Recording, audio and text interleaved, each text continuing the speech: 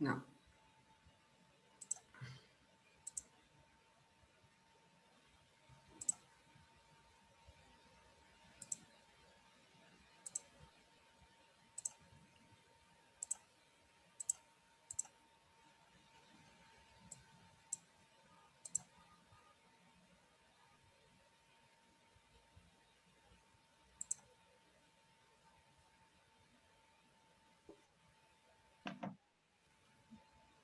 Bueno, los espectadores se están sumando.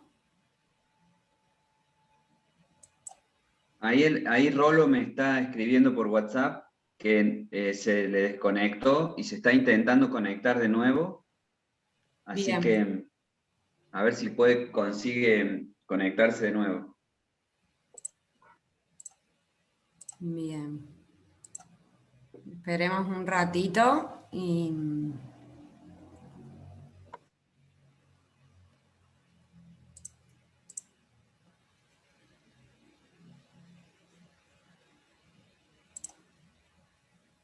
Mientras estoy tratando de dar inicio en Facebook, pero no me lo está autenticando, así que...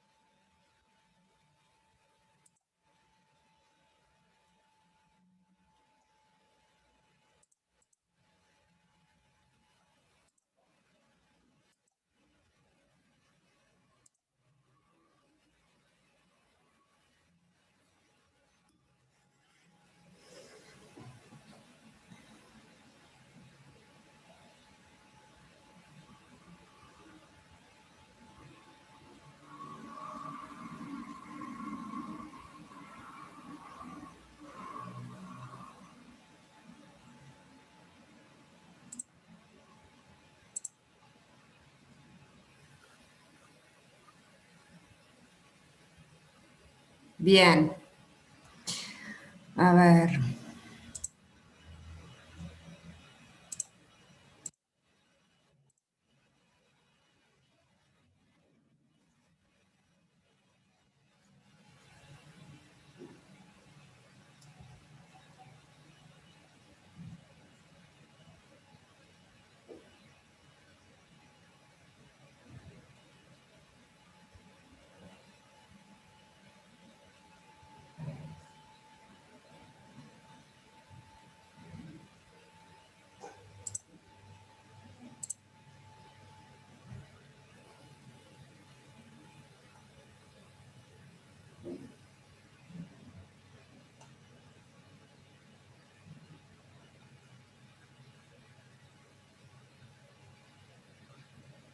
Bueno, ya estamos en vivo en Facebook. Esperamos un segundito. Mientras Vamos a van... esperar unos minutitos más, que el doctor Enrico está con problemas de conexión, está con problemas en internet y ya empezamos. Ni bien él se conecte, nosotros empezamos.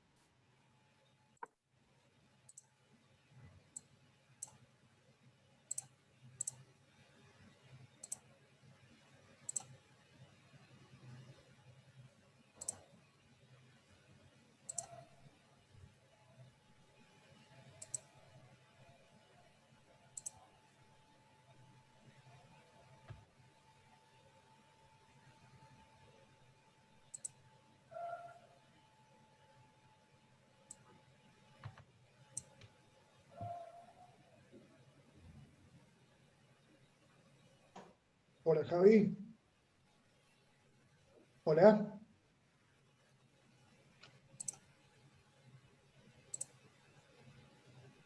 Te estoy escuchando bien, ya veo tu presentación, así que ahora Vicky va a poner las placas para dar inicio a la presentación. Después que Vicky me da la posta, yo te doy el pie y vos empezás. Perfecto. Ya estamos... Tengo que volver. Disculpa, tengo que volver a compartir pantalla porque ahí se me fue de nuevo la mía y me vuelve a aparecer el cartel de compartir Sí. pantalla. Sí, Bueno, cuando yo te dé el pie, vos compartís la pantalla de nuevo, Rolo. Perfecto. Bueno, cuando quieras, Vicky, ¿eh? cuando vos quieras. Bueno, muy buenas noches a todos. Muy buenas noches a todos. La verdad que es un placer, es una alegría enorme para nosotros estar una noche más con ustedes, porque estas noches sirven para seguir creciendo. Estas noches sirven para compartir ideas. Nosotros desde la Fundación Tomás Wheeler tenemos un objetivo, es decir, la Fundación tiene un objetivo supremo, colegas, que es jerarquizar la profesión a través de la educación continua. Y esto es lo que estamos haciendo. Hoy vamos a jerarquizar la profesión, vamos a aprender todos un poco más de oncología, y esta es la sexta capacitación que hacemos. La primera estuvo a cargo del doctor Gatti y habló de medicina felina. La segunda estuvo a cargo del doctor Sergio Sánchez, una conferencia magnífica de cardiología. La tercera estuvo a cargo de quien les habla y tocamos un tema muy álgido, el burnout. La cuarta estuvo a cargo del doctor José Remonda y se refirió a los problemas oftalmológicos más comunes. La quinta, otra conferencia fantástica de nuestro amigo el doctor Pablo González, que nos enseñó cómo abordar práctica y fácilmente las cardiopatías felinas. Y hoy, en la sexta capacitación, lo tenemos al doctor Rodolfo Enrico. El doctor Rodolfo Enrico es médico veterinario, egresado de la Universidad Nacional de Río Cuarto en el año 1993. Ingresó al mundo de la oncología veterinaria hace muchos años, haciendo sus estudios en el CRAVA, que es era el centro de radioterapia de la Ciudad de Buenos Aires que funcionaba en el CENVET. Después profundizó sus estudios en la UBA, también estuvo en España, aprendiendo de la mano de Pachi Clemente, y hoy es director del Centro Veterinario Sur, una espectacular veterinaria que está en la ciudad de Córdoba, bien en el centro de la República Argentina. Él brinda exclusivamente, está dedicado exclusivamente a la oncología clínica y quirúrgica y también hace electroquimioterapia. La verdad que es un placer enorme tenerlo hoy el doctor Enrico, porque es un amigo de la vida, un excelente profesional, pero mejor persona. También es importante para nosotros agradecer a las empresas que nos auspician, Royal Canin, Agrofarma, Beringer, Comercial Noroeste y Sieger. Porque tienen que saber, amigos, que esta fundación no persigue fines de lucro. Ninguna de nuestras capacitaciones se cobran, son capacitaciones gratuitas y necesitamos de los auspiciantes para nuestros gastos de funcionamiento, para los gastos de personería jurídica. No se crean que hacer una fundación es soplar y hacer botellas. Necesitamos recursos para funcionar, para mantener la plataforma Zoom, para que ustedes puedan tener estas capacitaciones de sus hogares. Por eso el agradecimiento es para estos auspiciantes y también para ustedes que nos apoyan. La temática de la charla va a ser sencilla, el doctor Enrico nos va a dar la conferencia, las preguntas las vamos a hacer al final, las preguntas las van a hacer por donde dice preguntas y respuestas y él las va a contestar al final. Y al finalizar la charla, y antes de empezar con las rondas de preguntas y respuestas, vamos a ver quién de todos los asistentes compra este libro, ¿sí? Este libro es un libro espectacular de el manejo práctico en situaciones de urgencia en pequeños animales, del doctor José Carrillo Póveda. Es un libro que nos ha donado la gente de Royal Canin, y el valor de mercado en la República Argentina de este libro es de 12.000 pesos. Entonces, si a alguien le interesa, por favor, quisiera que nos lo haga saber por el chat y fácilmente le vamos a poner a disposición los números de cuenta de la fundación para que nos hagan las transferencias y nosotros se lo enviamos al lugar de la República Argentina en donde esté. Así que contamos con ustedes. Es un libro fantástico. Piensen que lo van a pagar, lo que lo pagan en cualquier editorial, y para nosotros es combustible para seguir funcionando. Así que muchas gracias. Dicho todo esto, los dejo en manos de una persona que nos demuestra que se puede vivir de una especialidad, que nos demuestra que se puede jerarquizar la profesión, que nos demuestra que se puede brindar un excelente servicio en la República Argentina. Así que, Rolo, todo tuya la presentación y muchas gracias por estar, querido Rolo. Bueno, no sé si ahí estoy saliendo, igual voy a compartir la publicación, la presentación, ¿no? Ahí estamos. ¿Está todo ok? Está todo ok, Rolo. Ahí estás por compartir tu pantalla. Ahora maximiza, y una vez que maximices la pantalla, arranca con todo, que te vamos a estar escuchando atentamente. Ahí está. Bueno, buenas noches para todos. Muchas gracias a los asistentes que se toman el trabajo de estar a estas horas acá capacitándose. Un agradecimiento muy especial a la Fundación que me invita a dar esta charla. Para mí, la verdad que es un placer, es una alegría y es un honor, y más también compartirla y ser invitado por amigos. Como dijo Javier, creo que de las cosas más lindas que uno se puede llevar en la vida son estas cosas: la amistad, la camaradería, el compartir a través de los años y seguir siendo amigos, y el concepto de buena persona, que bueno, con Javier lo compartimos, es mutuo. Y bueno, un recuerdo muy especial al doctor Tomás Wheeler, con quien tuve el placer de compartir, de ser su alumno y de compartir muchas charlas y muchas enseñanzas del doc. Así que bueno, vamos a empezar con la charla. La idea de esta charla, cuando me preguntaron, bueno, fue un poco en lo que uno más ve en la clínica diaria, y por ahí, bueno, debido a lo que le llegan, ¿sí? Sabemos que es un tumor muy frecuente. Entonces, bueno, la idea fue hacer algo más que nada práctico para el veterinario clínico que está en su trinchera frente a la camilla, y que a veces le toca esto muy a menudo, y bueno, de ayudarle un poquito a transmitir la experiencia para ver cómo se pueden llevar estos casos y que lleguen al mejor puerto.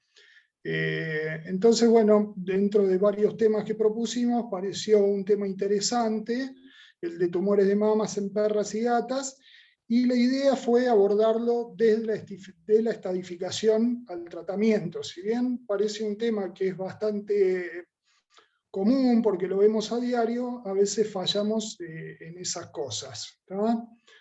A ver, vamos a pasar, perfecto. Entonces, bueno, vamos a empezar hablando de los tumores de mamas en perras. Como dijimos, es el tumor de mayor incidencia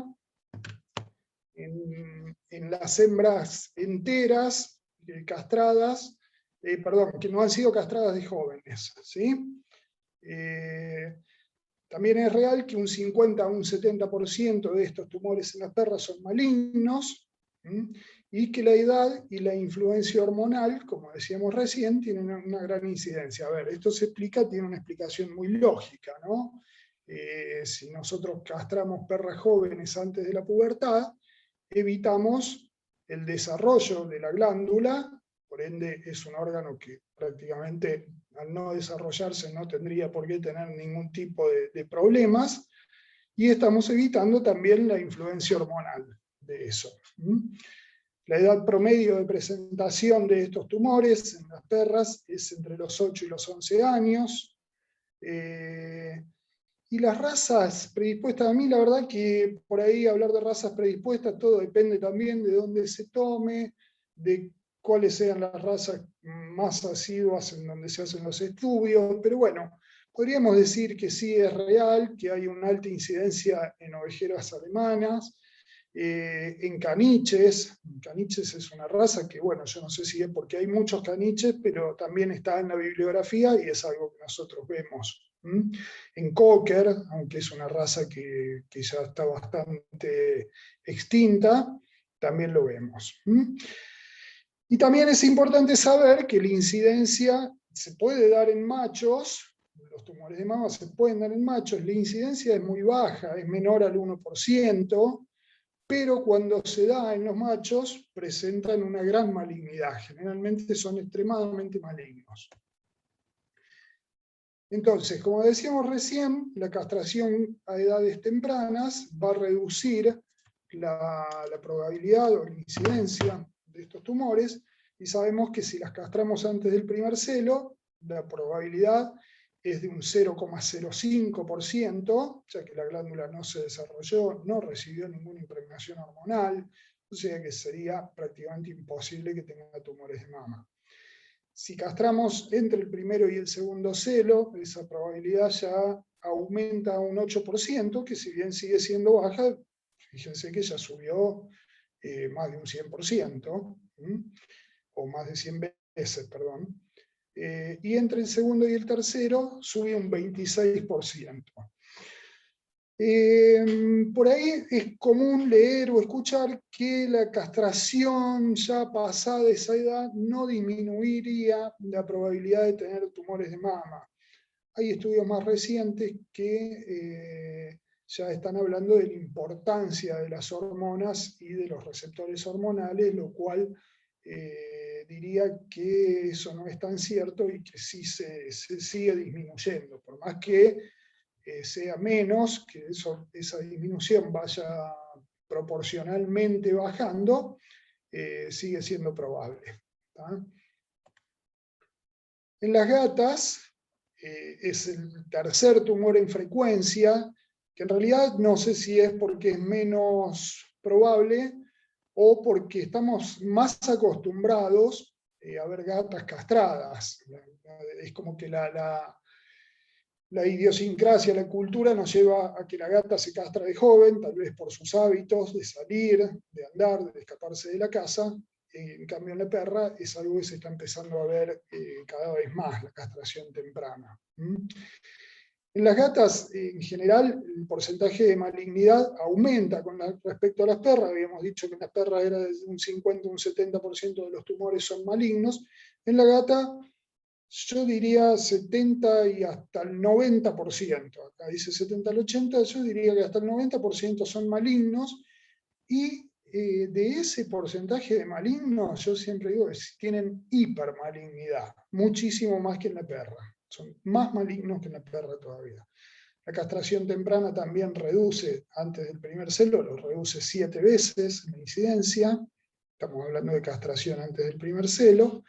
Y lo que es importante, el tema de evitar los anovulatorios. Yo en mi veterinaria creo que no existen los anovulatorios, ni inyectables, ni en comprimidos, salvo situaciones muy particulares que sea de suma necesidad de utilizarlo, no los aconsejo, y como no los aconsejo tampoco los indicamos, por lo tanto no los vendemos. También se puede dar en machos felinos, ¿sí? Y también la incidencia es muy baja. Y una de las razas más predispuestas y donde mayor malignidad se ve es en las gatas siamesas. Con respecto a esto que estoy hablando, voy a hacer una aclaración porque hay unos estudios bastante nuevos. Y bueno, a lo mejor esto se da para el debate o para alguna pregunta, me adelanto capaz un poquito, pero hay unos estudios bastante nuevos donde hablan de que las hembras castradas antes del primer celo, en raza Rottweiler, aumentaría la probabilidad de osteosarcomas. En otras razas como Golden habría más incidencia de mastocitomas y linfomas. En realidad son estudios muy preliminares, son estudios que, si bien están dando vueltas y son estudios serios, habría que ver si, que yo no creo que estén hechos en distintas líneas familiares, y me parece que todavía falta mucho. Y después habría que ver si en realidad también eso, la relación de tener ese tipo de tumores versus la relación de tener tumores de mama, si realmente es así o no. Pero bueno, si se puede ser tan absolutista, digamos, en empezar a decir no castremos. Igual siempre digo que hay que tomar las precauciones, porque antes decíamos no hay que castrar, hoy decimos hay que castrar. Bueno, probablemente esto es medicina, es biología, de acá a algunos años veamos algún efecto colateral de la castración temprana y cambiemos de opinión. Así que bueno, hay que ser reservados. O sea, se hace esto hoy por esto, porque los estudios los avalan. ¿Estamos? Siguiendo con las gatas, yo puse esto porque la verdad que le quería sacar una foto, era una gata de pelo largo, y me era, la verdad, realmente imposible sacarle una foto del tumor. Entonces, como teníamos esta radiografía, que esto fue un chequeo clínico cuando vino por el tumor de mamas, y nos encontramos con esto. Entonces, siempre tengan esto en la cabeza. En las gatas, pequeños tumores son grandes o suelen ser grandes problemas. Miren el tamaño de este tumor, que ahí lo vemos radiográficamente, donde están marcados, y la tremenda metástasis que tenía esta gatita. Otra de las patologías que se puede observar en las gatas es la fibroadenomatosis quística mamaria. Esta es una patología que se da generalmente, el diagnóstico suele ser antes que nada clínico, porque se da en hembras jóvenes, que no daría la edad para desarrollar un tumor de mamas, por lo menos un tumor maligno. Son hembras enteras, y esto tiene una influencia hormonal. Generalmente cuando uno indaga son hembras que han tomado progestágenos o están tomando progestágenos o han tenido alguna gestación. En este caso, bueno, el tumor se presentó así, ulcerado, estaba muy necrótico, entonces se decidió castrarla y sacar el tumor, que se envió a histopatología, y después nos dio el resultado de que era esta patología. Pero muchas veces no se presentan necróticos y en realidad no hace falta sacar los tumores, sino que simplemente teniendo ya el antecedente o la reseña de estas pacientes, responden a la castración y en el término de X tiempo desaparecen los quistes mamarios, que son, uno los ve y son espantosos, sin llegar a estar necróticos, desaparecen e involucionan solos con la simple castración. Para el diagnóstico de los tumores de mama también hay que tener en cuenta que este es un error frecuente, que a veces se les realiza una punción con aguja fina. El tumor de mamas es uno de los tumores, uno de los pocos tumores que no tiene indicación de punción. ¿Por qué no tiene indicación de punción? Porque en el mismo tumor pueden convivir células tumorales con células normales, ¿sí? Entonces, una punción que no me dé una neoplasia maligna no me dejaría tranquilo de que no puede haber células malignas, ¿sí? Si en la punción me aparecen células malignas, listo, es maligno y ya tenemos un diagnóstico de aproximación para decir esto es quirúrgico, pero si no, no. Entonces, desde el punto de vista del diagnóstico, no debería o no estaría bien quedarse solamente con una PAF en el caso de que diera células benignas. Yo sí o sí indicaría la cirugía y el diagnóstico histopatológico. ¿En qué casos nos sirve? Para descartar mastocitomas o carcinomas inflamatorios mamarios, ¿sí? Es bastante frecuente confundir tumores de mamas con mastocitomas. o intentar operar un carcinoma inflamatorio mamario. Pero como dijimos, el diagnóstico definitivo siempre va a ser histopatológico, salvo que nos dé que es un mastocitoma o otro tipo de patología. Pero como todo tipo de cirugía lleva siempre una planificación previa, nosotros deberíamos saber de antemano si lo que vamos a operar es un tumor de mamas, o es un mastocitoma, o si es un carcinoma inflamatorio para no operarlo, u otro tipo de tumor. Este es un punto muy, muy importante, al cual yo sé que todo esto puede aburrir un poco, suele aburrirnos a nosotros, cuando los veterinarios somos bastante poco amantes de los números, del orden en general, cuando se trata de estadificar, tabular y hacer esas cosas, pero es realmente útil, porque esto es en donde en general terminamos fallando con los tumores en general y con los tumores de mamas en particular. ¿tá? Entonces, sí o sí, nosotros primero tenemos que hacer una estadificación en donde vamos a hacer una evaluación clínica, primero y principal, donde vamos a evaluar linfonódulos, movilidad de los tumores y de los linfonódulos, tamaño de los tumores y ulceraciones en piel que estén relacionadas a infiltración tumoral en la piel, porque después tenemos ulceraciones en piel que pueden estar relacionadas a que la piel está más turgente, está en mayor contacto con las superficies, con el roce, entonces la ulceración puede ser por una lastimadura. Cuando hablamos de ulceración, hablamos de infiltraciones neoplásicas. Tenemos que hacer radiografías de tórax, sí o sí, para estadificar antes de planificar una cirugía, en la cual mínimamente vamos a hacer 3 incidencias. Hoy ya se habla de 4 incidencias y hasta también podríamos hablar de tomografía computada. Pero son 3 o 4 incidencias donde vamos a hacer las laterolaterales de ambos lados, las ventrodorsal y esas, digamos, que serían las 3 principales. Podríamos hacer una dorso ventral, en caso de duda, no estaría bien la indicación. Pero mínimo con 3 placas ya podríamos quedarnos tranquilos. Y una ecografía abdominal también para evaluar presencia de metástasis a nivel de ganglios en general, que es donde más van a metastizar, y de paso también evaluar todos los órganos abdominales, más teniendo en cuenta que en general estamos hablando de pacientes de tercera edad. Y hay una pregunta también que yo siempre le hago a la gente, porque la gente viene, independientemente de los tumores de mama, generalmente como yo hago oncología y trabajo con pacientes añosos, me suele pasar que la gente viene y te dice, ¿cómo puede ser si hasta la semana pasada que fui a la veterinaria estaba perfecta, no tenía nada?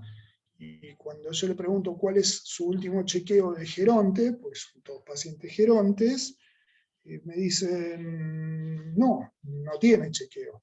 Entonces, bueno, es lógico pensar que no han sabido que tenía alguna patología intraabdominal. Y eso creo que es una carencia nuestra de los veterinarios, donde no estamos informando a la gente, es una falencia, no estamos informando a la gente de que los pacientes gerontes deben chequearse. Es una forma de medicina preventiva, ¿tá?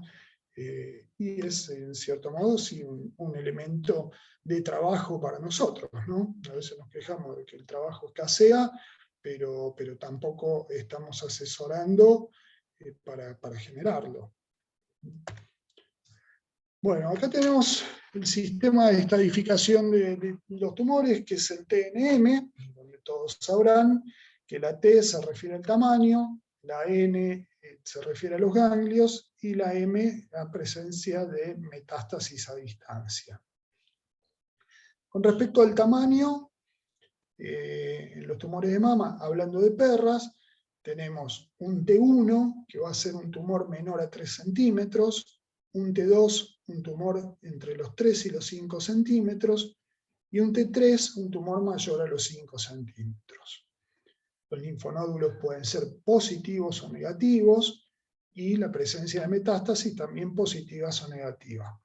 No nos olvidemos, si bien esto ya lo vamos a volver a repetir, pero para ir fijando algunos conceptos. Cuando hablamos de linfonódulos negativos o positivos, estamos hablando recién de lo que es la estadificación prequirúrgica y clínica.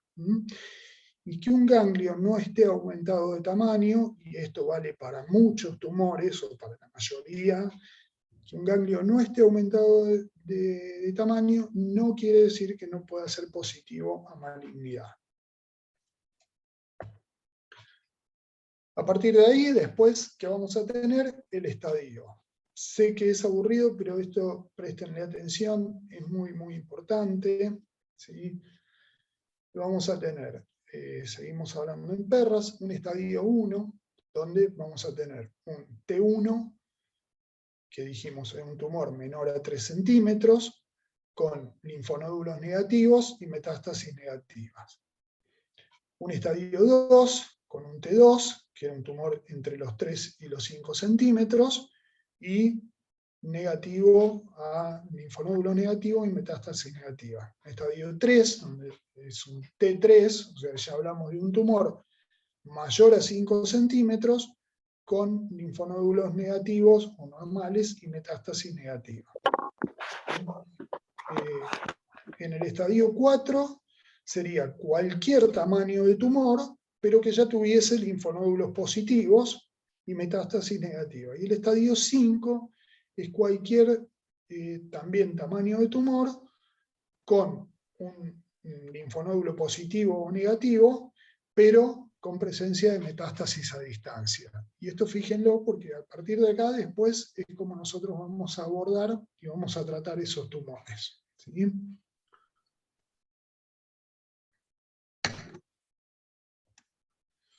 En el caso de las gatas, el estadio cambia, vamos hasta un estadio 4, donde la T varía en tamaño, y estamos hablando de un T1, que sería tumores menores a los 2 centímetros, ¿ah?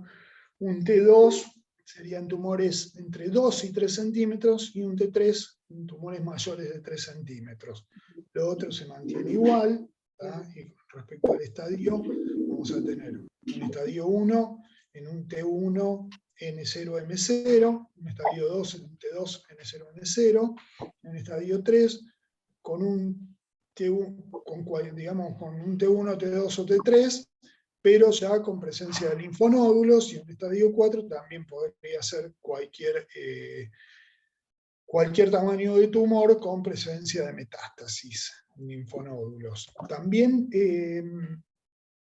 otra cosa que es importante, que a veces ahí no figura, pero es el famoso T0. El famoso T0 es: no tengo tumor, pero tengo presencia de ganglio o tengo presencia de metástasis. Entonces, cuando empezamos a indagar, a veces son pacientes que llegan por una consulta de tos o de disnea, y cuando hacemos la radiografía está con una metástasis pulmonar, y cuando indagamos son pacientes que han sido operados de tumores de mama y que lamentablemente se ha perdido esa información, o no tenemos datos histopatológicos, o muchas veces los tenemos y no se hizo nada, ¿no?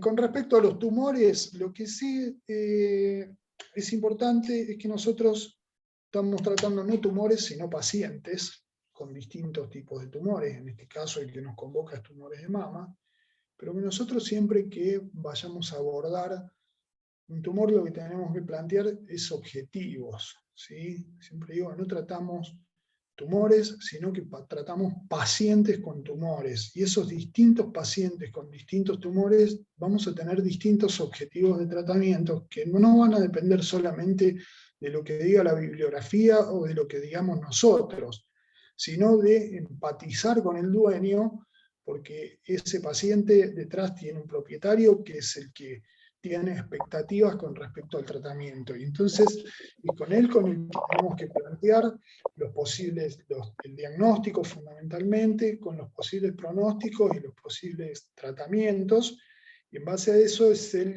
que debe tomar la decisión. Entonces vamos a tener distintas modalidades, podemos tener distintos, más allá de lo que nosotros demos como indicación principal, habrá pacientes que quieran hacer la cirugía, habrá pacientes que no, propietarios, y si bien nunca deberíamos dejarnos coaccionar por lo que quiere el propietario, sí que las cosas estén bien claras para que el dueño después no diga, no, yo no sabía, o yo no quería esto, o no sabía qué podía pasar, ¿sí? Entonces, cuando nosotros planteemos un tratamiento, dentro de los tratamientos tenemos que explicarle cuáles son los alcances, limitaciones de ese tratamiento, cuál va a ser el pronóstico con uno o con otro. Y bueno, dentro de los tratamientos que tenemos para tumores de mama, tenemos como gold estándar del tratamiento, vamos a tener la cirugía, que siempre que se pueda y esté indicada, hay que realizarla. Yo lo que veo mucho en esto que hago, que para mí es bastante repetitivo, es ver pacientes con tumores de mama, que cuando uno los ve realmente le dice, ¿por qué llegó a este tamaño o a este estado? El propietario dice, bueno, porque me dijeron, yo lo llevé a 1, 2 o 3 consultas, no importa, pero lo que me dijeron es que estaba encapsulado, que íbamos a ver si crecía. A ver, un tumor desde el momento que crece, sea benigno o sea maligno, ya es un tejido anormal, que no debería estar, y el cual debería removerse con la mayor brevedad posible, ¿sí? No habría motivo para que un tumor que creció involucione, y aparte creo que ninguno lo hemos visto a eso, ¿sí? Entonces, no veo cuál sería el motivo. Lo del encapsulamiento tampoco, porque, a ver, la única forma que nosotros tenemos, y estoy operando tumores de mama todos los días, o bueno, tumores todos los días, y la gente viene y me dice, doctor, ¿cómo lo vio? Esto estaba encapsulado, y tenemos que esperar el resultado de la biopsia. Yo no puedo, más allá de mi observación macroscópica, saber si el tumor está diseminado o no. Aparte, cuando uno ve tumores de mama, la mayoría de los tumores de mama están encapsulados, o uno cree que están encapsulados, y después resulta que estaban con una metástasis ganglionar. ¿Ah? Así que bueno, siempre que se pueda, la cirugía temprana sigue siendo el principal método de tratamiento. Después, a partir de ahí, también vamos a tener tratamiento de quimioterapia. ¿Se hace? Sí, se hace, ¿sí? Siempre y cuando ya vamos a ver en qué caso debemos indicar un tratamiento de quimioterapia, radioterapia y electroquimioterapia, que ya después los vamos a describir en qué casos vamos a aplicarlos. Tener en cuenta que vamos a tener una evaluación prequirúrgica de estos pacientes, y que hay, serían los exámenes previos a la cirugía. No decidimos que lo vamos a operar. Hay evaluaciones que son generales a todos los pacientes para cualquier cirugía que vamos a realizar. En este caso hay que tener en cuenta también, como habíamos dicho antes, que son pacientes de tercera edad, o sea que pueden tener patologías preexistentes de lo que se les ocurra, o sea que vamos a tener que tener una consideración especial con respecto a lo que sería una cirugía electiva en un paciente joven. No es lo mismo castrar una hembra de 6 meses que operar un tumor en un paciente de 10, 12, 14 años, ¿sí? Y después vamos a tener situaciones particulares a la patología tumoral. Cada una de estas patologías tumorales con sus posibles síndromes paraneoplásicos, ¿sí? En el caso que estamos hablando, que son los tumores de mama, bueno, en general, un paciente para un prequirúrgico, que vamos a necesitar un hemograma con recuento de plaquetas, con los tiempos de coagulación, con un chequeo hepático y renal, y con un electrocardiograma o un ecocardiograma, dependiendo de lo que considere su médico clínico o el que vaya a realizar la anestesia o la cirugía, que es ideal para ese paciente, ¿sí? Hablando de gatos, yo me inclinaría más siempre por hacer un ecocardiograma en un paciente, en un canino que no tiene soplo. Estaríamos bien con un electrocardiograma si ya tuviésemos presencia de soplo o algún otro tipo de sospecha, hacer un ecocardiograma o alguna patología particular que se desprenda de su electrocardiograma. Con respecto a los exámenes particulares, ¿qué vamos a tener que tener en cuenta? En estos pacientes en particular, tengamos en cuenta que los pacientes con tumores en general suelen cursar con anemias. En este caso, a veces suelen ser anemias normocíticas, normocrómicas, pero también podríamos tener una anemia del tipo regenerativa, originada en un tumor ulcerado, sangrante, ya sea con un sangrado leve en forma crónica o con una hemorragia profusa, producto de que se lastimó ayer, antes de ayer, empezó a sangrar, perdió mucha sangre, y podemos tener anemias regenerativas. También pueden tener trastornos de coagulación. ¿Por qué? Porque todos los tumores, como síndrome paraneoplásico, pueden producir trastornos de coagulación.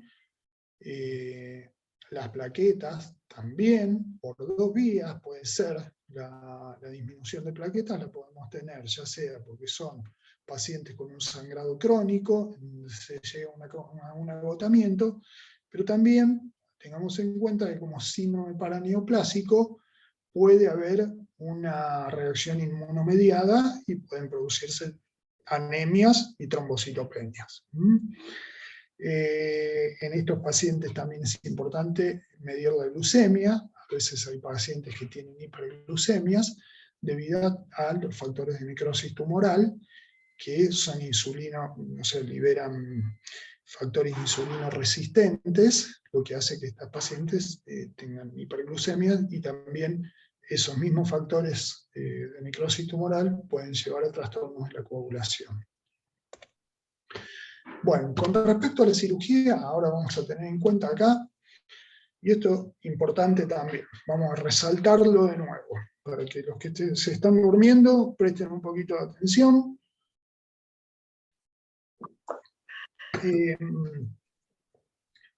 Acá tenemos una imagen de lo que es el drenaje linfático normal en una paciente canina.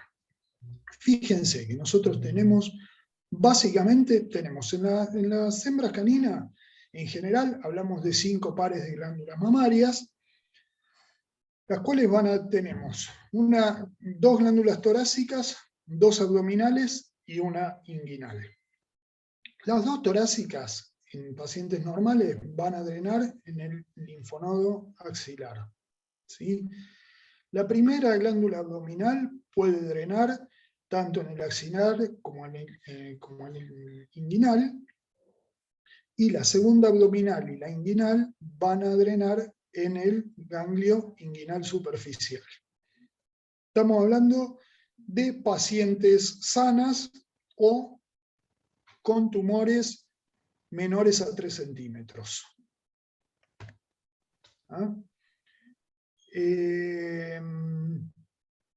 Cuando tengan en cuenta que los tumores, ya cuando son tumores de mayor tamaño, pueden modificarse los drenajes linfáticos, ¿sí? Entonces, puede que tengamos que la mama 1 y 2, que antes drenaban solamente en el ganglio axilar, empiecen a drenar ahora en el ganglio esternal, ¿sí? Que la primera abdominal empiece a drenar en el inguinal superficial. Bueno, ya habíamos dicho, podría drenar al axilar o al inguinal superficial, pero también podría drenar en el ilíaco medial. La segunda abdominal puede drenar también en el inguinal superficial o en el axilar, y la inguinal puede drenar también hasta en el ganglio popliteo. O sea que siempre es importante, cuando hablamos de tumores más grandes, hacer una estadificación previa, y en ese caso podríamos hacer una punción, ¿sí?, de los ganglios cuando nos despierten sospecha, o en muchos casos, aunque no la despierten, lo ideal sería hacer una PAF previa. En el caso de las gatas, ya es mucho más impredecible. Fíjense que acá tenemos un esquema, 4 pares de glándulas, las hembras, y pueden drenar en cualquier lado, porque pueden modificarse. Pero hay un dato que es importante, y después vamos a ver por qué, que más allá de que pueden modificar hacia el linfonodo axilar o hacia el linfonodo inguinal, también pueden cruzar del otro lado, pueden drenar en el ganglio ipsilateral, ¿sí? Por eso es que en las gatas siempre vamos a hablar de mastectomías totales bilaterales. Y acá, bueno, ya hablando de cirugías, vamos a ver qué tipo de cirugía nosotros podemos hacer y cuándo vamos a abordar cada cirugía, ¿sí? Nosotros en las perras podemos plantear una nodulectomía, podemos plantear mastectomías parciales, mastectomías regionales, mastectomías totales unilaterales o mastectomías totales bilaterales. El caso de la nodulectomía o lumpectomía solamente estaría aceptado en tumores muy, muy pequeños que estén en la periferia de la glándula y que sean móviles. Ese sería tumores únicos, ese sería el único caso en el cual estaría aceptada una nodulectomía o lumpectomía. Después vamos a tener las mastectomías parciales, ahora las vemos a cada una, y las regionales y todas esas, pero bueno, también es importante saber que los bordes quirúrgicos libres tienen un valor pronóstico para la sobrevida, ¿no? Entonces esto es muy, muy importante, sobre todo cuando vamos a hacer, bueno, en todas las cirugías en general, que nosotros tenemos que asegurarnos de remover toda la glándula y con un margen de medio o 1 centímetro, dependiendo del tamaño del tumor. Las recomendaciones, ¿cuándo vamos a hacer una nodulectomía o lumpectomía? Lo habíamos dicho recién, en tumores pequeños, móviles, en la periferia de la glándula.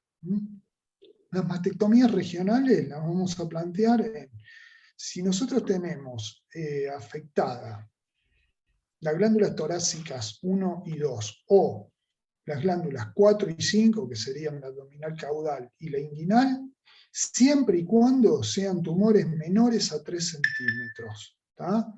En ese caso, vamos a hacer solamente la extracción, ya sea de las 2 torácicas o de las últimas 2 mamas. En el caso de mastectomías unilaterales, de cualquier cosa, si esto queda alguna duda, después me lo preguntan al final. Pero fíjense, porque a veces es difícil establecer cuándo indico una mastectomía total, cuándo indico una regional, cuándo es unilateral, cuándo es bilateral. ¿Tá? Si quedan dudas, después me lo preguntan y lo aclaramos.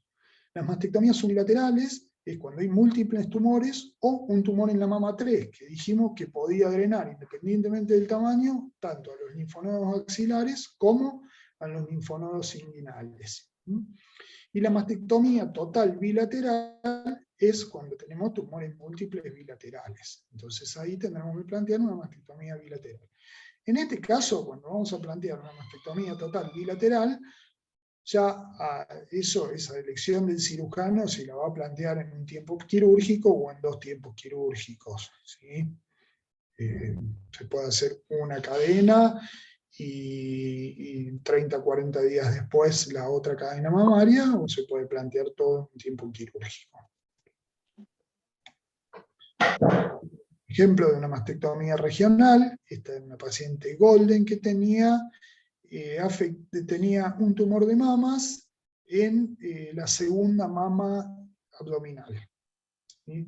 Entonces, lo que hicimos acá fue remover, hacer una mastectomía regional de toda esa zona, de las 3 glándulas. ¿No? Esto es un caso de una mastectomía unilateral. En realidad esta paciente tenía tumores las 2 líneas mamarias, pero con alta malignidad, pero se decidió hacer una unilateral porque la verdad era una paciente gorda. Entonces en ese caso, bueno, decidimos hacer una unilateral y plantear para 30 o 40 días posteriores la otra cadena mamaria. En el caso de las gatas, como habíamos dicho, por este tema de los drenajes, de los drenajes linfáticos y la malignidad de los tumores, siempre se debe realizar mastectomías totales bilaterales. Siempre, siempre. Acuérdense, en las gatas, pequeños tumores, grandes problemas. Siempre hacer mastectomías totales bilaterales. Es de mala praxis plantear una cirugía que no sea bilateral en la gata. Después podemos discutir si la hacemos en un tiempo quirúrgico o en 2 tiempos quirúrgicos. La verdad que la gata es un paciente que tiene mucha laxitud de tejidos, no es lo mismo que la perra, pero bueno, hay que evaluar después situaciones particulares de acuerdo a las preferencias y a las habilidades del cirujano, y también de acuerdo al paciente. No es lo mismo, hay pacientes que son problemas, que uno sabe que no los puede meter en un tiempo quirúrgico largo. Entonces, bueno, eso se puede plantear. De lo que no podemos hablar de los tiempos, de lo que no podemos hablar es de hacer cirugías parciales en las gatas. Fíjense que hay que extraer todo, ¿sí? Dijimos que siempre que lleguen estas pacientes y no estén castradas, se debe plantear una ovariohisterectomía también, ¿sí?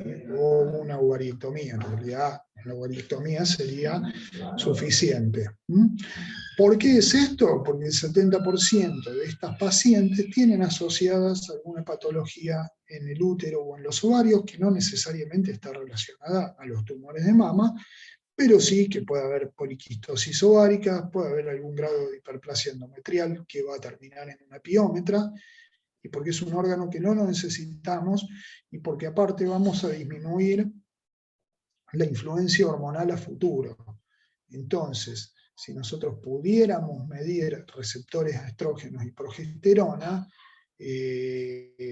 podríamos saber que hay muchas pacientes que se van a beneficiar con la castración. Y el otro punto es que siempre debemos realizar el procedimiento limpio, que sería la ovariectomía o ovariohisterectomía, sobre todo cuando hablamos, en este caso estamos viendo ahí que son tumores que no están ulcerados, no revestirían mayores problemas, pero bueno, a veces estamos hablando de tumores que están ulcerados y que por más que uno les tape la superficie, los envuelva y todo, puede arrastrar alguna célula tumoral a la cavidad abdominal. Por eso siempre primero se debe realizar el procedimiento limpio, que es la ovariectomía o ovariohisterectomía. El único tumor que no tiene indicación quirúrgica, y yo diría que es de los pocos casos, es una entidad que se presenta tanto en las perras como en las gatas, se ve con más frecuencia en las perras, que es el carcinoma inflamatorio mamario. No confundir con el carcinoma infiltrativo, carcinoma inflamatorio. El carcinoma inflamatorio, en el caso de las perras, es más prevalente en la cuarta y quinta glándula mamaria, siempre aparecen las caudales, es muy raro en las glándulas craneales, yo realmente nunca lo vi en glándulas craneales en la perra. Es un tumor que hay que creerle al dueño. Cuando el dueño dice, doctor, la semana pasada esto apareció en una semana, y hay que creerle realmente porque no es como los otros que te dicen, no, le apareció un día para otro. El carcinoma inflamatorio tiene una aparición muy aguda. En felinos es más común en las glándulas craneales que en las caudales. En realidad, vamos a ver, ustedes sabrán que en los felinos siempre la presentación de los tumores generalmente se da más en las glándulas craneales que en las caudales. Es un tumor que se diagnostica básicamente por la clínica, porque nosotros tenemos que saber para no operarlo precisamente, y es un tumor doloroso, es caliente, produce mucho edema de miembros, es Godet positivo. O sea, tenemos que ir juntando datos de la clínica para caer en qué es este tipo de tumor, ¿sí? Es Godet positivo. Y en general, estos tumores sí se les puede realizar una PAF, porque también se podrían confundir con un mastocitoma, este tipo de tumores. Podemos realizar una PAF y vamos a ver, o nos van a informar, que hay un proceso inflamatorio. ¿Tá? Entonces, en este caso, es el único tumor de mama que no tendría indicación quirúrgica. ¿Sí? Este es otro caso de un carcinoma inflamatorio mamario. Fíjense, realmente son espantosos. El tema de hacer cirugía en esto no llegan ni siquiera a recuperarse de la cirugía porque no logran cicatrizar, y el tiempo de sobrevida que tienen es más corto, es muy corto sin cirugía y es mucho más corto aún cuando realizamos la cirugía. Una pregunta que nos vamos a hacer es si a estos pacientes con tumores de mama le tenemos que hacer linfadenectomía, o sea, si vamos a extirpar los ganglios cuando damos la cirugía de los tumores de mama o no, o si los vamos a sacar solamente cuando estén aumentados, o si los vamos a sacar siempre. Y la verdad es que, o la indicación es que siempre que hagamos cirugía de tumores de mama, hay que extirpar los ganglios. Hay que extirpar los ganglios, ¿sí? Eso es otra cosa, otro concepto que tenemos que fijar. Linfadenectomía siempre. ¿Cómo lo hacemos? A veces es difícil, es muy fácil cuando nosotros sacamos las glándulas inguinales que nos llevemos los ganglios, los llevamos. Casi por defecto los llevamos. Aunque no querramos, levantamos, sacamos y el ganglio viene. Es mucho más difícil cuando hablamos de los ganglios axilares para sacar. Entonces, lo que utilizamos nosotros son los marcadores vitales, en general azul de metileno o el azul patente.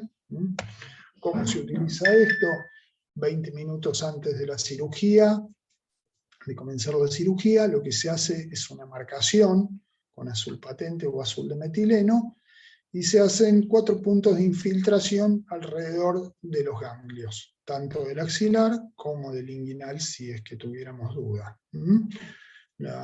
Se hace intradérmica, las infiltraciones en los 4 puntos, y se esperan 20 minutos para que ese marcador llegue al ganglio y lo podamos sacar. Este es el caso de una gata, ahí tenemos las aplicaciones en torno a su ganglio axilar. Bueno, habíamos hablado de la estadificación. Ya tuvimos la primera estadificación, y siempre hay que tener en cuenta que nosotros vamos a tener una estadificación prequirúrgica, y después siempre le explico a los propietarios que vamos a volver a hacer una estadificación postquirúrgica o reestadificación. ¿Por qué es eso? Porque vamos a tener todo el informe. Nosotros lo que teníamos en un principio era el examen clínico, apreciación clínica, la ecografía y las radiografías. Ahora lo que vamos a tener es un informe histopatológico que aparte nos va a estar dando los datos reales de sus ganglios, con un montón de datos importantes que aparecen en la histopatología y que no hay que obviarlos. Entonces acá, ¿qué nos va a interesar? Que vamos a tener el grado tumoral, el nombre del tumor, el grado tumoral, el grado de diferenciación, tipo histológico, si hay invasión vascular y linfática. En el caso que pudiéramos pedir, y que acá no se está haciendo, pero bueno, va a llegar y hay que empezar a pedir, y a medida que empecemos a pedirlo, esto se va a empezar a popularizar, los receptores a estrógenos y progesterona, que en humanos son muy frecuentes, y nosotros deberíamos también empezar a tenerlos. La reactividad linfoide peritumoral, el estado de los ganglios, y los márgenes fundamentales. Los márgenes también hay que muchas veces charlarlos con el cirujano. Bueno, en el caso mío, que yo hago oncología, muchas veces ya me llegan operados con un informe histopatológico, y siempre hago la aclaración que la evaluación de los márgenes es una imagen microscópica que depende de dónde el histopatólogo o el técnico tome la muestra para evaluar los ganglios. Entonces es muy frecuente que por ahí digamos, no me informó mal. No, somos nosotros los que debemos marcar cuáles son los márgenes que a nosotros nos dejan duda, no solamente en tumores de mama, sino en todos los tumores en general. Debemos enviar nosotros cuál es el el margen de mayor interés o el que mayor duda nos deja. Eso se hace con un lápiz dermográfico o se puede hacer con una sutura o algo. Cuando nosotros tenemos dudas, esto yo no sé si en profundidad lo pude sacar o en la periferia, en el margen derecho me quedó o no me quedó, listo. Marcamos y le decimos al histopatólogo que nos informe ese margen.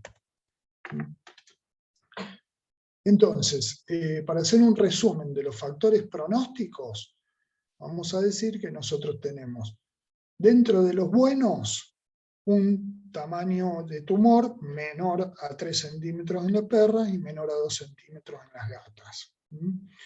Que el tumor en la estadificación prequirúrgica sea un tumor libre, móvil, que no esté infiltrado en piel y que esté bien delimitado. Linfonódulos negativos, ¿sí? Marcadores hormonales bajos, y dentro de la clasificación de tumores, digamos que es mejor un carcinoma diferenciado, un carcinoma tubular, papilar o complejo. Esos tienen mejor pronóstico, ¿tá? Y si pudiéramos hacer también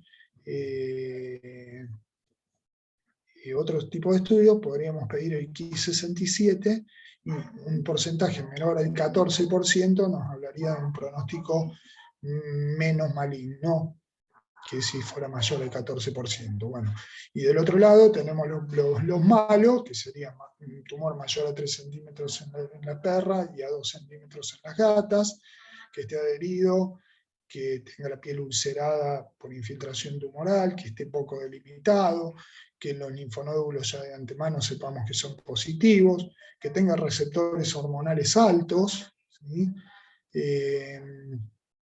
Y también son de peor pronóstico. Los carcinomas simples son, que miren el nombre, un carcinoma simple es de peor pronóstico que un carcinoma complejo. Los carcinomas anaplásicos, los carcinomas mixtos, los sarcomas, o los carcinosarcomas, los sarcomas, a veces es frecuente encontrar osteosarcomas, y me ha pasado que han venido con diagnósticos de osteosarcoma, perras con metástasis pulmonar, donde le habían dicho, no, este diagnóstico está equivocado, porque te informan un osteosarcoma. Sí, puede haber un osteosarcoma en la glándula mamaria. Y el carcinoma inflamatorio mamario. Bueno, fíjense que acá, dependiendo, como decíamos recién, los carcinomas simples son en general de grados más altos que los carcinomas complejos, y bueno,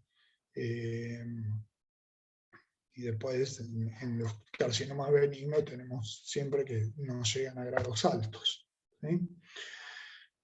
También vamos a plantear a veces cirugías paliativas, ¿sí? No todo lo que dé metástasis pulmonar es para decir este paciente no lo opero, porque después lo que vamos a evaluar es calidad de vida, y entonces es ahí donde empieza a jugar lo que hablábamos al principio de los objetivos de tratamiento.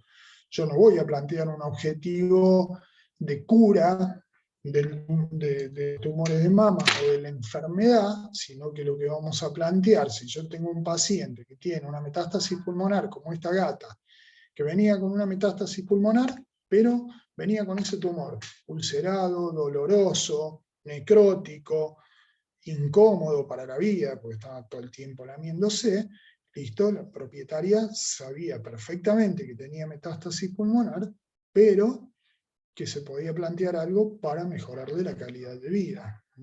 Y que si bien no le iba a aumentar su tiempo de sobrevida, sí en el tiempo que le quedaba iba a tener una calidad de vida más aceptable que teniendo esto.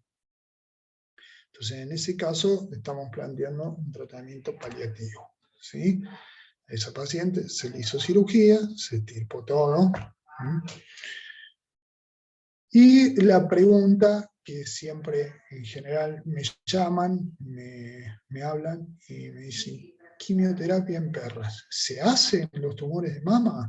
O directamente no se consulta, se sacan los tumores de mama y por no sé cuál será el extraño motivo, que se mandan a biopsia y la biopsia se guarda en un cajón y después vienen a la derivación con la recaída, pero bueno, para eso teníamos un informe histopatológico que nos decía si teníamos que hacer un tratamiento o no, y también qué es lo que le íbamos a plantear al dueño con respecto al pronóstico, ¿sí? Entonces, ¿se hace? Sí, se hace, ¿sí? Pero, vamos de nuevo a lo mismo. A mí me suelen llegar consultas de colegas que me dicen, tengo este tumor, y me envían la conclusión del informe histopatológico, ¿sí? Y entonces me dice, carcinoma, grado tanto, y le digo, pero ¿cuál es la estadificación? Porque si no tenemos estadificación, volvamos atrás, y vamos a ver que yo puedo tener un estadio 5 de un grado no tan alto o de un tumor más pequeño, y la verdad que me quedo con, bueno, termino preguntando cómo estaban los ganglios, no los sacamos, no los palpamos, no los exploramos, cómo es la placa de tórax, no la tenemos, entonces por eso es importante el tema de la estadificación, ¿sí?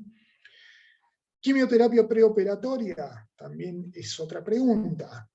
Los tumores, que a veces la gente viene preguntándome, tengo este paciente que tiene este tumor, pero yo, doctor, no le quiero hacer cirugía, quiero hacerle otro tipo de tratamiento. No, la quimioterapia no se utiliza como tratamiento neoadyuvante en los tumores de mama, excepto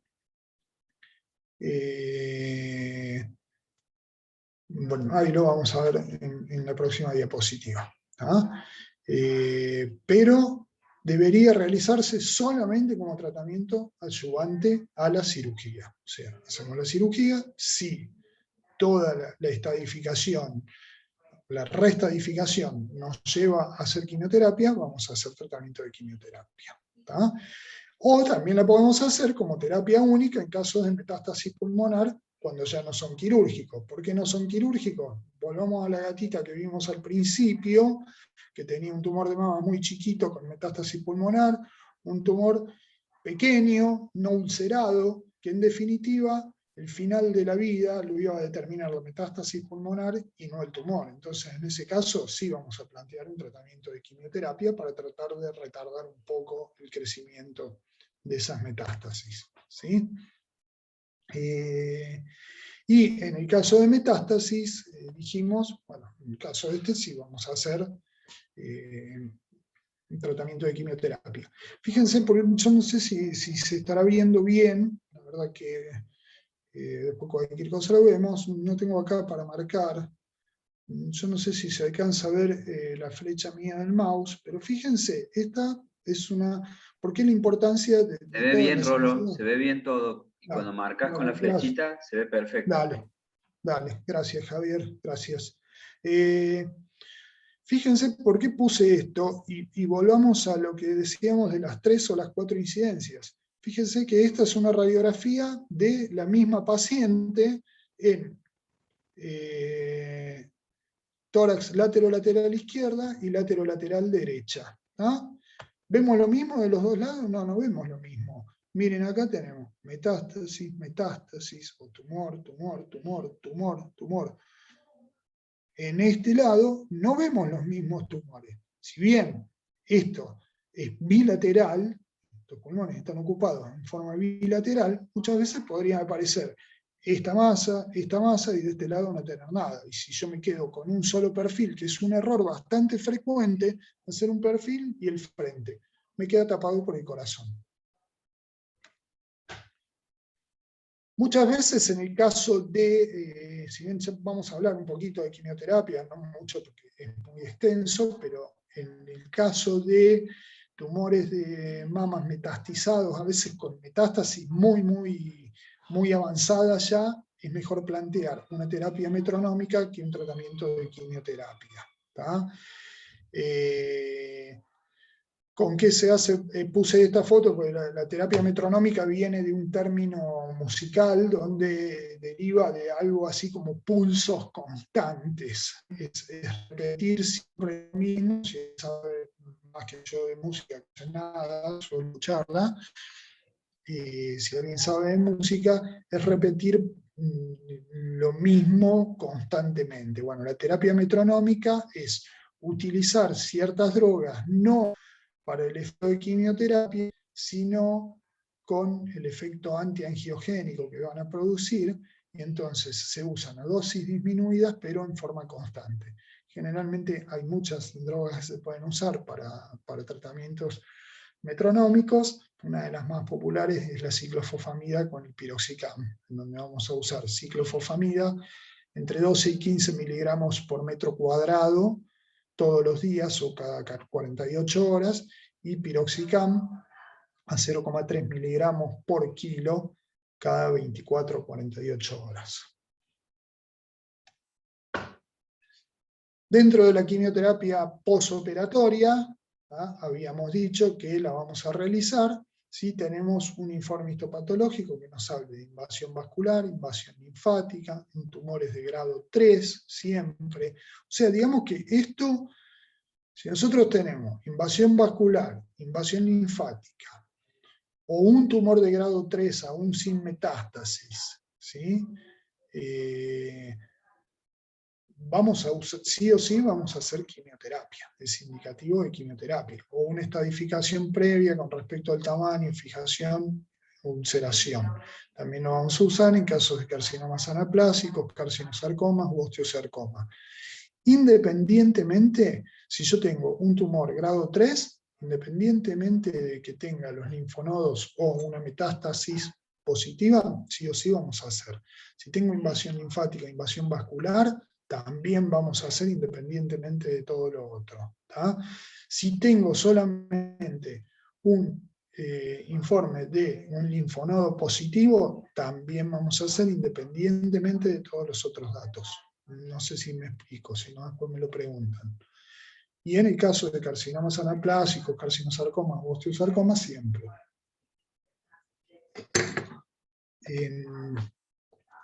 ¿Con qué vamos a hacer? Acá voy a nombrar algunos protocolos, no todos, porque me puede llevar una charla entera de quimioterapia, pero bueno, más o menos como para que tengan idea. Tratamiento, uno de los tratamientos más utilizados en tumores de mama en las perras, es un protocolo VAC, que lo podemos hacer con doxorubicina, se hace con doxorubicina, vincristina y ciclofosfamida. En el caso de la doxorubicina la vamos a usar en el día 1 a 30 miligramos por metro cuadrado. El día 7 vamos a usar vincristina a 0,5-0,7 miligramos por metro cuadrado. Y en el día 14 vamos a usar ciclofosfamida, 50 miligramos por metro cuadrado por 4 días en esa dosis, o bien podemos utilizar una dosis de 200 miligramos por metro cuadrado por vía endovenosa. Y de esto vamos a realizar entre 4 a 6 ciclos, el máximo que vamos a realizar son 6 ciclos, y 4 va a depender del grado de la estadificación del tumor. Otro de los tratamientos que podemos usar en las perras es 5-fluoruracilo a 150 miligramos por metro cuadrado endovenoso cada 7 días. Perdón, no hay un error, el 5-fluoruracilo lo usamos intramuscular. Perdón. Y la ciclofosfamida a 100 miligramos por metro cuadrado es así endovenosa, cada 7 días también se hacen juntas, y esto lleva un máximo de 4 semanas de tratamiento. Fíjense que acá hay un estudio de lo que es la expresión de la COX-2 en los tumores de mama, por eso es que bueno, en la metronómica utilizamos el piroxicam o alguno de los COX-2. En realidad los estudios más firmes y más avalados están hechos con piroxicam. Lo que pasa es que el piroxicam es una de las drogas que, al no ser selectiva, es la que mayores efectos colaterales va a tener a nivel renal y a nivel gástrico. Por eso que, tratándose de pacientes viejos y en tratamientos crónicos, estos pacientes deberían tener sus chequeos renales previos y posteriores periódicos, ¿sí? Fíjense que a medida que aumenta la malignidad, la expresión de COX-2 es mucho mayor.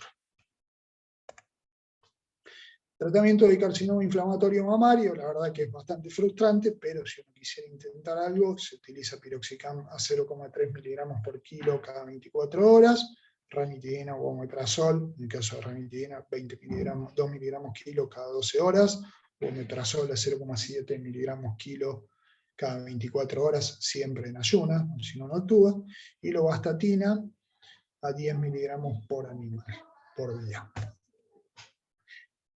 En el caso de quimioterapia en gatas, lo que vamos a utilizar es doxorubicina a 1 miligramo kilo cada 21 días, como monodroga, lo podemos hacer, o si no, una combinación de doxorubicina a 1 miligramo kilo cada 21 días, y ciclofosfamida también 50 miligramos metro cuadrado dividido en 4 días. En ambos casos también vamos a hacer un máximo de 6 ciclos y un mínimo de 4 ciclos. La electroquimioterapia, lo pongo, es un tratamiento paliativo. Esto es una recaída, es una perra que tuvo una mastectomía, tuvo un carcinoma infiltrativo, no inflamatorio, infiltrativo, y bueno, después tuvo una recaída en piel. Esta paciente después terminó con una metástasis pulmonar, pero tuvo una recaída en piel. En ese caso, lo que podemos usar, porque ya no la vamos a operar, entonces se puede utilizar un tratamiento paliativo de electroquimioterapia. La electroquimioterapia lo único que estaría haciendo en este caso es un control local de la enfermedad, pero no sistémico. O sea, más allá del tratamiento que nosotros vamos a ejercer a nivel local sobre esos carcinomas recaídos, esta paciente tiene que recibir o ha recibido un tratamiento de quimioterapia sistémica. Y ya para ir terminando, ¿qué vamos a hacer con estos pacientes? Controles y seguimiento, ya sea que tenemos un tumor maligno que no amerita quimioterapia, o un tumor maligno que sí le vamos a hacer tratamiento posterior. Debemos rechequear cada 2 o 3 meses durante los primeros 12 meses con radiografías de tórax, ecografías abdominales y análisis de sangre. Más allá de que también siempre le digo a la gente, independientemente de esto, que lo vamos a hacer por una patología particular, estos pacientes de tercera edad, estos chequeos deberían recibirlos de rutina mínimamente cada 6 meses en la tercera edad. ¿Ah? Si pasamos el primer año y no hemos tenido ninguna recaída de la enfermedad, en el segundo año vamos a pasar a chequeos cada 4 a 6 meses. Y si en el transcurso de 2 años, 24 meses, no hemos tenido ningún tipo de recaída, podríamos decir que está curada de esos tumores de mama. Como conclusiones, podríamos poner un montón de conclusiones, que si la castración, que si las hormonas, que si un montón de cosas como conclusiones, que si se da más en macho, en hembras o a qué edad se da. Creo que todo eso ya no merece discusión, pero sí me pareció resaltar esto, ¿sí? Como conclusión, quiero que quede claro lo siguiente, que la cirugía es el tratamiento de primera elección y nunca debe ser retardada, ni por edad, ni por nada. Para eso hoy tenemos anestesias muy seguras, estudios prequirúrgicos, o sea que la edad no debería ser una limitante para indicar un tratamiento quirúrgico. Segundo o primero, en el orden que quieran, pero o a la par, estadificar siempre, siempre. Sé que es feo, que es pesado para nosotros los veterinarios, pero siempre estadificar, porque es la única forma que vamos a tener para establecer tratamientos y pronósticos. Diagnóstico siempre, todo tumor tiene que ser diagnosticado histopatológicamente, siempre, más allá de que tengamos una citología previa que nos hable de malignidad, de un carcinoma de origen epitelial, siempre diagnóstico histopatológico. Y bueno, como punto final, reestadificar nuevamente después de la cirugía para poder establecer un pronóstico y un posible tratamiento. ¿No? Y bueno, espero no haberlos cansado, que haya servido. Les doy muchas gracias, pero más que por mí, se lo doy en nombre de los pacientes, ¿sí? Porque la verdad que es triste a veces ver que llegan ya a la derivación cuando no se puede hacer nada y cuando vemos que anteriormente se podrían haber hecho un montón de cosas que no se hicieron. Entonces creo que más que yo, que la verdad que nada, sí agradecerles por el tiempo, por escucharme, por dedicarse a escuchar este tipo a esta hora de la noche, un jueves a la noche. Creo que el agradecimiento de los pacientes hacia ustedes, que están invirtiendo tiempo, capacitación, para hacer esto mucho más prestigioso y mucho más fructífero para ellos, ¿sí? Así que, bueno, buenas noches. Quedo acá a la espera si hay consultas y lo charlamos. ¿Estamos? Bueno, Rolo, muchas gracias. Muchas gracias. Fantástica la charla. Fantástica. Como decimos siempre de la Fundación, hoy somos mejores veterinarios que ayer. Y estas charlas nos hacen ser mejores. La practicidad y lo aplicable de la charla es lo destacado. Hay algunas preguntas que yo te voy a transmitir. Recuerden, colegas, que el libro de Póveda está a la venta. Aflojen la billetera, no la tengan ahí atada, ni la tengan al lado de un cocodrilo. Aflojen la billetera, es el libro que lo van a pagar lo que lo pagan en cualquier editorial. Háganos llegar el interés por el chat o directamente a la página de la Fundación. Sí, Quiero aparte, decirles a todos... perdón que me meta y te interrumpa, Javier. Sí.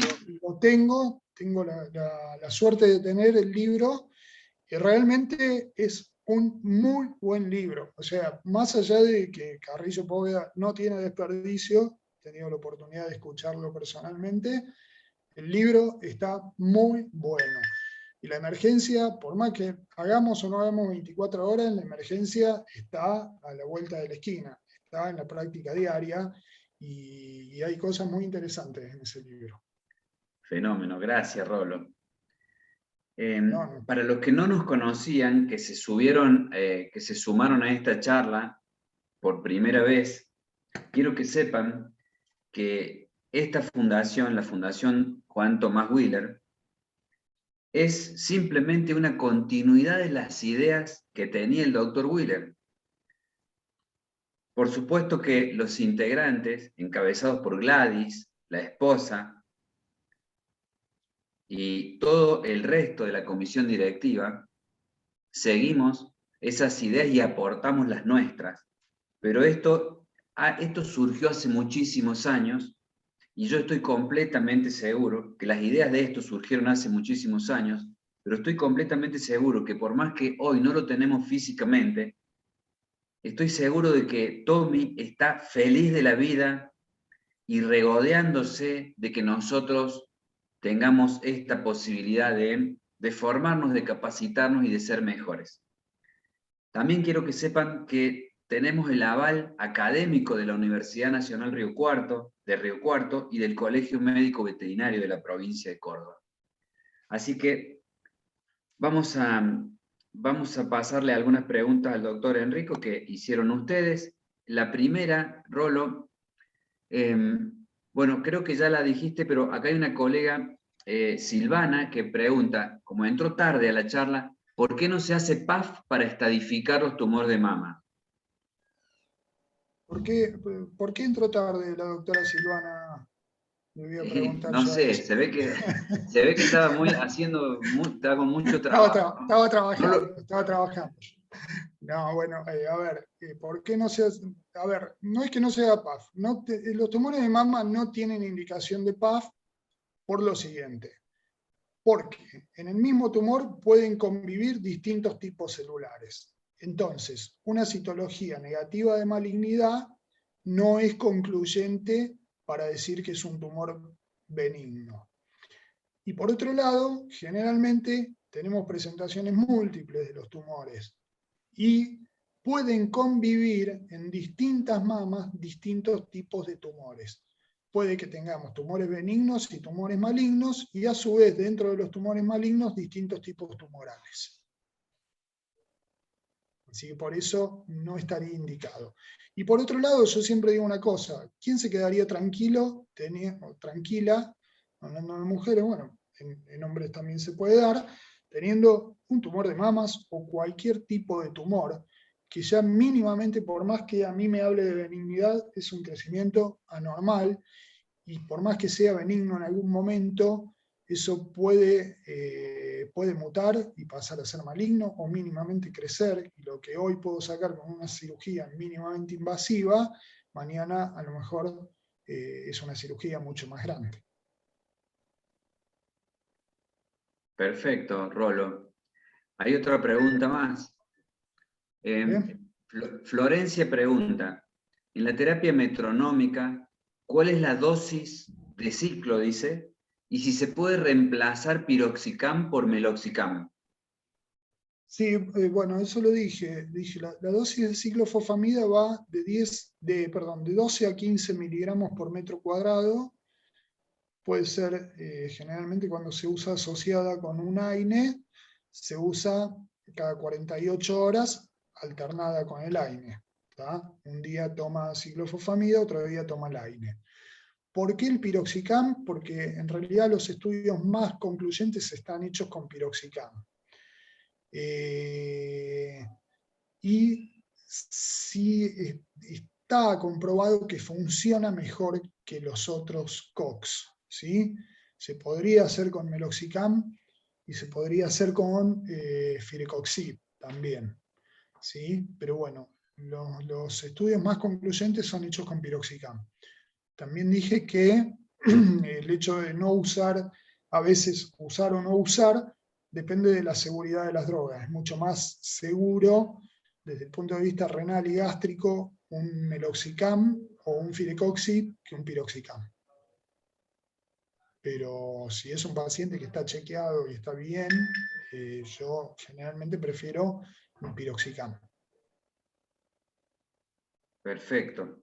Otra pregunta de Delfina. Si recomiendas el uso de antiinflamatorios corticoides días previos a la cirugía.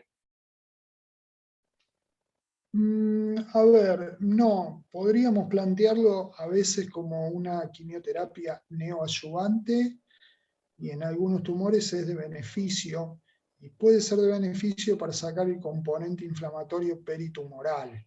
¿tá? De todos modos, sí tendrían que ser pacientes que estén testeados a nivel renal, a nivel glucemia, ¿sí? En realidad no lo utilizo. Sí lo utilizo cuando lo que voy a plantear es una citorreducción antes de la cirugía. Pero si no, la verdad no le veo grandes beneficios. Buenísimo. Bueno, no sé si no hay alguna otra pregunta. Estoy viendo en el Facebook Live, en el vivo de Facebook, todos agradecimientos, felicitaciones, muchas gracias. Fantástica la charla, bueno, un montón de agradecimientos. Los agradecidos somos nosotros. Vamos a seguir por este camino. La pandemia ha hecho que arranquemos de manera virtual, pero nuestra idea es seguir de esta manera hasta que nos den luz verde para retomar las actividades presenciales. Y créanme que los que nos acompañan, los que nos han acompañado en este inicio, van a tener un lugar especial cuando las actividades presenciales se reanuden y las empecemos a hacer en la ciudad de Río Cuarto. Acá hay otra pregunta, Rolo, no me quedó claro, dice, si después del primer celo la castración es preventiva a cualquier edad o si en cada celo decrece su efectividad preventiva. Dice, bueno, espectador anónimo. No sé si es, no sé quién es francamente, pero la pregunta es buenísima. No importa. Sí, digamos que va decreciendo la probabilidad de disminución de los tumores de mama con el avance de los celos. Vamos de nuevo. Si castramos antes del primer celo, la probabilidad de tener tumores de mama de esa perra es del 0,05%. Si castramos entre el primero y el segundo, sube a un 8%. Si castramos después del segundo y antes del tercero, sube a un 26%. Y si bien hay estudios que dicen que ya castrando después del cuarto no disminuiría la probabilidad de tener tumores de mama, sí por lo menos se detiene la influencia hormonal. Y hoy ya está comprobado que después de las cirugías de tumores de mama, el reducir la influencia hormonal mediante una ovariohisterectomía sería beneficioso, sobre todo, o exclusivamente en los tumores que tienen receptores positivos, que hoy no los estamos estudiando nosotros acá, ¿sí? Pero bueno, asumiendo que hay un porcentaje de tumores que tienen receptores positivos a estrógenos y progesterona, deberíamos castrar. ¿Ah? Y lo otro que había dicho es que también hay un alto porcentaje de pacientes con tumores de mama que tienen patologías en el útero o en los ovarios, entonces también se beneficiarían con eso. No sé si quedó claro. Yo pienso que sí, pero a ver el colega si pone algo. Bueno, sí, sí. Ah, Paula Oga, muy bien Paula, dice que sí, muchas gracias. Agradece y que quedó súper claro. Bueno, gracias. Bueno, no sé si hay más preguntas. Si alguien tiene alguna otra pregunta para formularle al doctor Enrico. Nosotros desde la Fundación Tomás Wheeler le agradecemos, te agradecemos, Rolo, con todo el corazón, porque siempre estás dispuesto a dar una mano. Y les agradecemos a todos por estar presentes. Recuerden que tenemos un objetivo y que ustedes nos ayudan a conseguirlo. Pero también hay que decirlo, que lo hacemos por ustedes, por los colegas, nosotros queremos colegas capacitados y felices.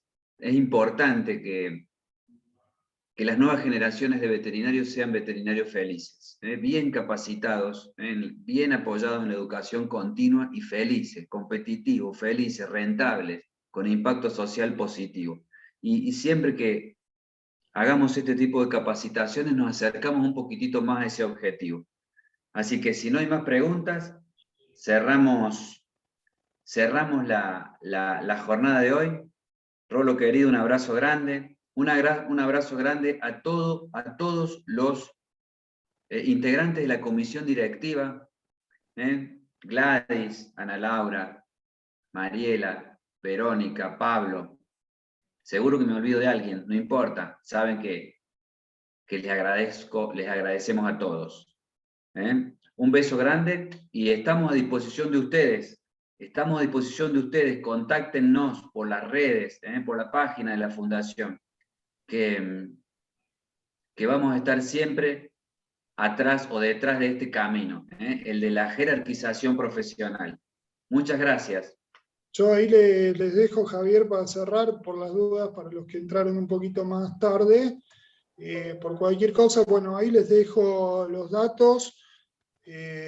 Siempre que tengo tiempo, estoy dispuesto a que me consulten, no hay ningún inconveniente, así que bueno, ahí tienen los datos míos, por cualquiera de esas vías me contactan y en lo que pueda ayudar estoy a disposición de los colegas, ¿sí? Y discúlpame que te interrumpa, pero bueno, agradecerle nuevamente a todos los que estuvieron presentes, que hicieron un esfuerzo, y bueno, especialmente a ustedes que se toman el trabajo de organizar estos eventos, sacándole tiempo a la familia, al trabajo, a la distracción de uno. Y bueno, y repetirles que para mí es un honor y un orgullo que me tengan presentes, ¿sí?